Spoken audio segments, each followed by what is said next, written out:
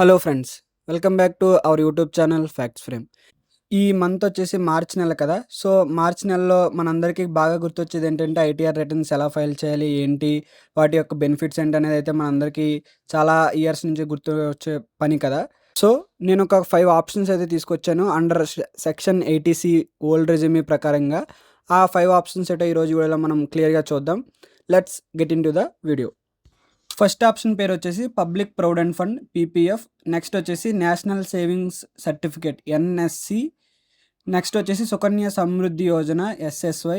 Next వచ్చేసి senior citizen saving scheme SCSS. Next వచ్చేసి post office time deposit POTD. ఈ 5 schemes ద్వారా మనం అండర్ సెక్షన్ 80C ప్రకారంగా చాలా ట్యాక్స్ని అయితే మనం బెనిఫిట్స్ అయితే చేయొచ్చు. అందులో ఒక్కొక్క దాని గురించి మీకు అయితే ఎక్స్ప్లెయిన్ చేస్తున్నాను గాయస్, జాగ్రత్తగా వినండి. ఫస్ట్గా పబ్లిక్ ప్రొవిడెంట్ ఫండ్ పీపీఎఫ్.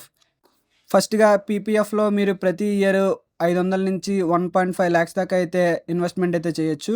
మీరు ఇన్వెస్ట్ చేసిన అమౌంట్కి పర్ యానం 7.10% అయితే ఇంట్రెస్ట్ కలిపి మీకు మెచ్యూరిటీ అయ్యాక వస్తాయి.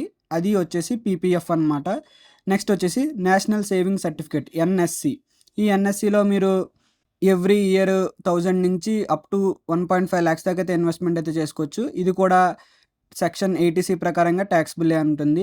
దీని ఇంట్రెస్ట్ రేట్ వచ్చేసి 7.7 per annum అనమాట. అప్ టు ఈ ఇంట్రెస్ట్ రేటు రీసెంట్గానే చేంజ్ అయింది జనవరి టు మార్చ్ 2025 క్వార్టర్లో.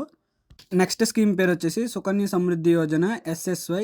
ఇది గవర్నమెంట్ అయితే లాంచ్ చేస్తుంది. ఈ స్కీమ్ మెయిన్గా గర్ల్ చైల్డ్ కోసం అయితే యూజ్ అవుతుంటుంది. ఎవరైతే 6 years బిలో ఉంటారో వాళ్ళు అప్లై చేసుకుంటే వాళ్ళకి ఆఫ్టర్ 21 years తర్వాత ఈ అమౌంట్ అయితే మెచ్యూరిటీ కింద అయితే వస్తాయి. ఈ అమౌంట్ని మీరు ఎవ్రీ ఇయర్ 250 నుంచి 1.5 lakhs దాకా అయితే ఇన్వెస్ట్మెంట్ అయితే పెట్టచ్చు. ఇది అండర్ సెక్షన్ 80C కింద ఆల్ అమౌంట్ మీరు పెట్టిన అమౌంట్ అలాగే ఇంట్రెస్ట్ రేట్స్ కూడా ట్యాక్స్ ఫ్రీ అయితే వస్తాయి. దీనికి కూడా ఇంట్రెస్ట్ రేట్ వచ్చేసి 8.2% per year అయితే ఉంది.